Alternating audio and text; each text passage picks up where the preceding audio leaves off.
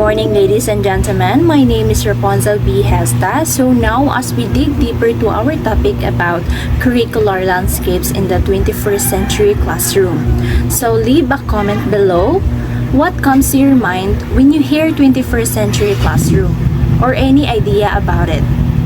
The world has shrunk because of technology, right? Classrooms have become virtual and global. Current issues students are facing emerging issues like global warming, poverty, health issues, war, population growth, and many more. So what would all of this require? So now, let's discuss the emerging curricula of the 21st century learners. So how does the curriculum for the 21st century look like? What are the emerging factors and conditions that will shape the curriculum of the country? We have here the different issues. So first, we have globalization of economies and independence on international markets. So what does it mean? So when we say globalization of economics and independence on international markets, if we relate it to in today's generation, in today's world, globalization continues to shape economies driven by advancement in technology, communication, and transportation, right? One of the factors is that the COVID-19 pandemic accelerated changes in global trade patterns, right? Like digital commerce and remote work, illustrating both are the resilience and fragility of international. So if we relate it to education, schools are increasingly emphasizing the importance of global citizenship, encouraging students to understand our role in a connected world. So this includes discussion on sustainability, human rights, and economic inequality. With the rise of online learning, students can access global resources and collaborate with peers from different countries, enhancing our understanding or their understanding of international issues. So many schools now offer virtual exchange programs where students can interact with peers from different countries, discussing topics like climate change, trade, and cultural differences. In general, as an educator, we can make use education as a tool, as a bridge to our students to make them understand the globalization of economics and dependence on international markets is more relevant than ever. Today's students must be equipped with the knowledge and skills to navigate a complex, interconnected world, preparing them for the future challenges and opportunities in a globalized economy. Second, we have increased concern and actions about environmental degradation, water and energy shortage, global warming, pandemic, HIV, Ebola, and etc. So what does it mean? So there's growing awareness of issues like climate change, water shortages, and pollution. So, Climate Summit brought nations together to discuss strategies for reducing carbon emissions. So, if we relate it to 21st century classrooms, students can engage in projects about sustainability, learning how their actions impact the environment. So, as an English educator, as an English teacher, we can use text and discussion about environmental issues to enhance reading and critical thinking, and also to improve our students' knowledge about the global issues. Next, we have nation competing for power block, thus generating conflict but gives opportunities to build alliances and cooperations. So what does it mean, global competition and cooperations? So nations are vying for power, which can lead to conflicts but also opportunities for alliances. So if we relate it to 21st century classrooms, we can discuss current events to help our students understand global politics and the importance of diplomacy. Next, we have increased global migration and opportunities for working overseas. So meaning more people are moving across borders for jobs and better living conditions. If we relate it to 21st century classroom, it explores diverse cultures and perspectives through literature and discussions on migration. So as an English teacher, we can make use of stories from different nationalities, from migrants, to foster empathy and understanding in writing and reading exercises so that our students are aware of the diverse. Next issue, which is science and technological revolution. So what does it mean?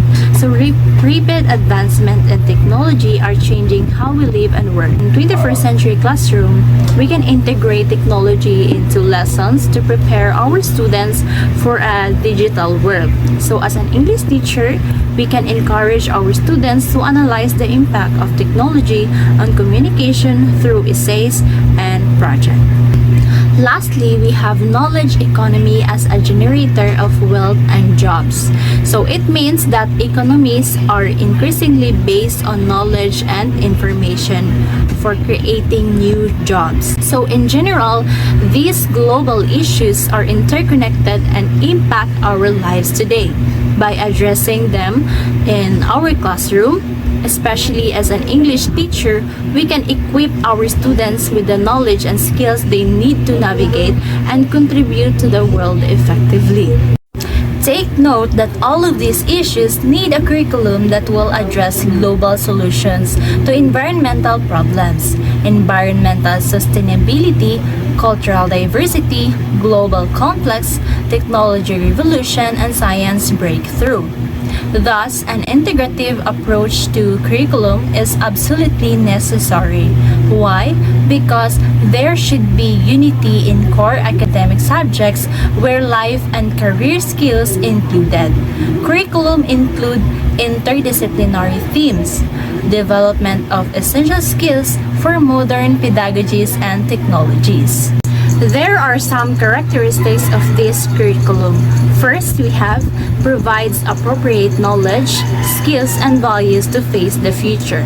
So meaning the curriculum gives students the tools they need to succeed in a rapidly changing world, including not just academic knowledge, but also skills like problem solving and collaborations.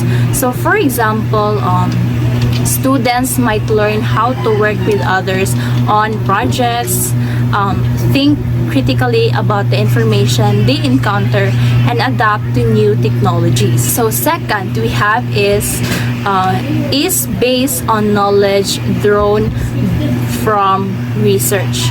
So meaning that the curriculum is developed using the latest research in education and what we know about how people learn best. So for example, teachers might use evidence-based strategies to improve students' learning, such as active learning or using real-world problems to teach lessons. Another one is a product of consultative collaborative development process. So meaning the curriculum is created through collaboration, meaning that teachers, education experts, and even students and their families may all have a say in how it's designed. So this ensures the curriculum is relevant and inclusive of different perspectives. So for example, schools may hold meetings to gather feedback from the community on what should be taught.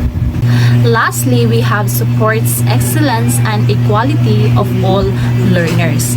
So meaning that the curriculum aims to help every student achieve their best, regardless of their background or ability. So it's designed to be fair and give equal opportunities to all learners. So for examples, it might include special support for students with disabilities or provide extra help for those who need it. In general, the curriculum focuses on preparing students for the future by equipping them with a wide range of skills and knowledge. It goes beyond just teaching traditional subjects and aims to develop critical thinking, creativity, and the ability to adapt new technologies. The curriculum is designed through collaboration using research-based methods to ensure that all students, regardless of their background, have the ability to succeed. It is forward-thinking, inclusive, and strives for the excellence, ensuring that students are well prepared for the challenge and opportunities of the 21st century. That's end with my part, and now may I call on Ms. Giselle Gawat to continue our discussion. Cluster of skills for the 21st century. Specific descriptors, detailed explanation, learning and innovation skills. Critical thinking and problem solving, the ability to analyze information objectively, identify problems, evaluate solutions, and make reasoned judgments. It involves questioning assumptions, considering different perspectives, and forming well-supported conclusions.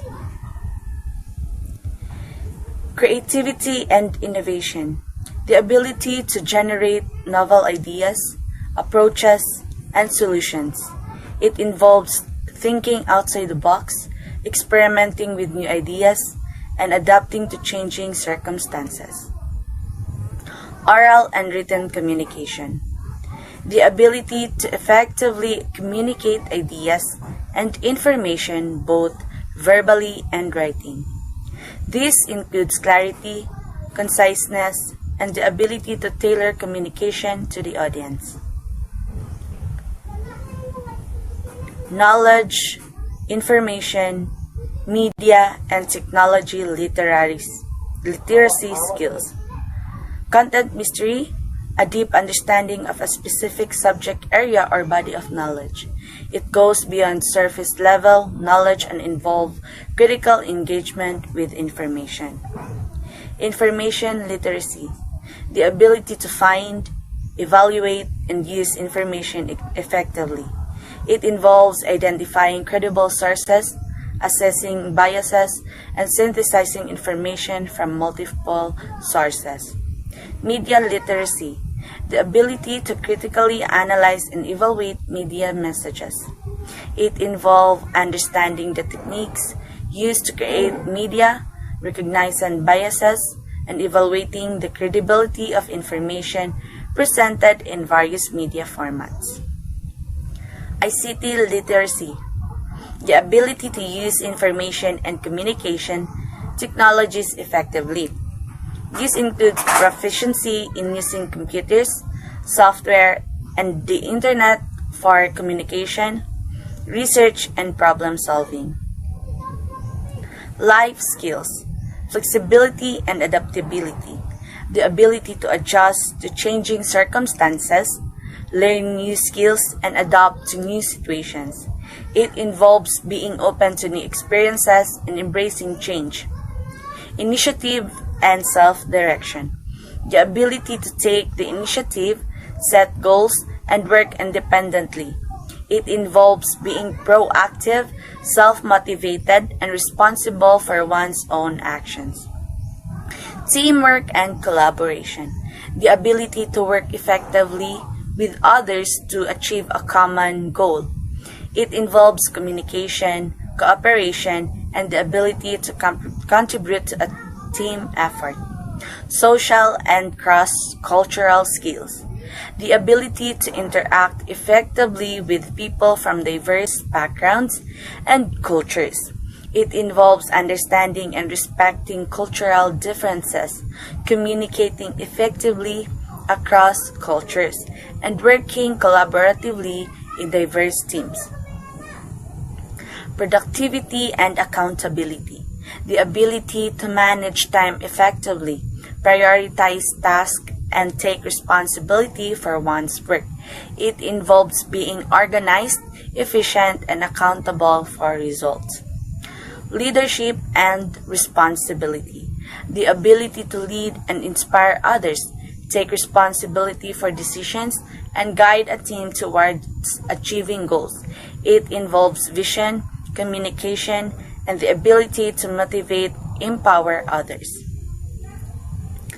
Citizenship skills, valuing of diversity, respecting and appreciating the differences among individuals and groups. This includes recognizing and valuing the contributions of diverse perspectives. Global awareness, understanding global issues and incorrectness. It involves recognizing the impact of local actions on a global scale and vice versa. Environmental awareness, understanding the impact of human actions on the environment and the importance of sustainability. It involves making environmentally responsible choices and advocating for environmental protection. Values, ethics, and professionalism, adhering to ethical principles and professional standards in all aspects of life. This includes integrity, honesty, responsibility, and respect for others. 5 frames of thinking. Descriptions, expanded explanation.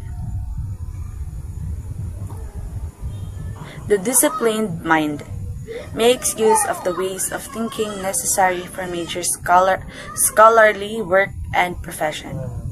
This mind is characterized by the ability to focus deeply, master complex skills, and apply methods to problem solving. It emphasizes precision, accuracy, and a systematic approach to learning and work. Think of a scientist meticulously conducting an experiment or a surgeon performing a delicate operation.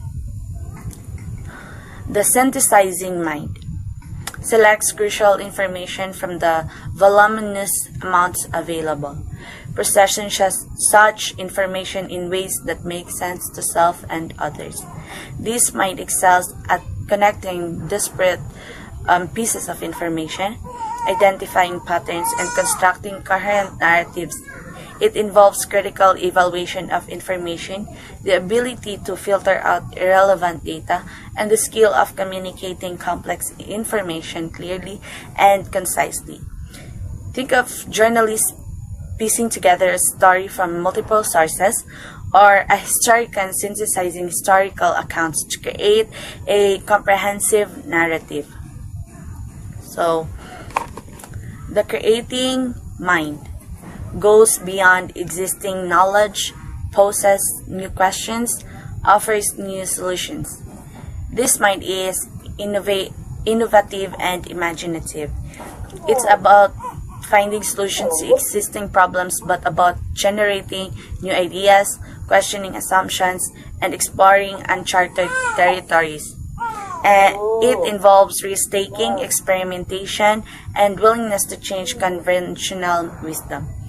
So think of an artist creating a new work of art, or an entrepreneur developing a product or service. The respectful mind. So sympathetically and constructively adjust to individuals' differences. This mind values empathy, understanding, and tolerance. It recognizes and appreciates the diversity of human experience and perspectives. It involves actively listening to others, considering different viewpoints, and finding common ground. Think of a mediator resolving a conflict, or a teacher working with students from diverse backgrounds. So, the ethical mind considers one's rule or citizen consistently and strive toward good work and good citizenship. This mind is guided by a strong sense of ethics and responsibility. It involves making decisions based on moral principles, acting with integrity, and contributing to the well-being of society.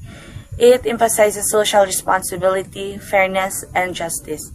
So think of an activist working of social change, or community leader promoting the common good. That would be all for my part. Thank you. Good afternoon, everyone. I am Joanna Lagunay, and today I'll be sharing with you the 7 R's of quality curriculum material, which help ensure that learning materials are engaging, meaningful, and effective for learners. These 7 R's provide a framework for creating and evaluating curriculum materials to meet the needs of modern learners. Let me explain each one in detail. So first one is we have rigorous. A quality curriculum should challenge students. It must go beyond basic knowledge and encourage students to think critically, solve complex problems, and push their limits.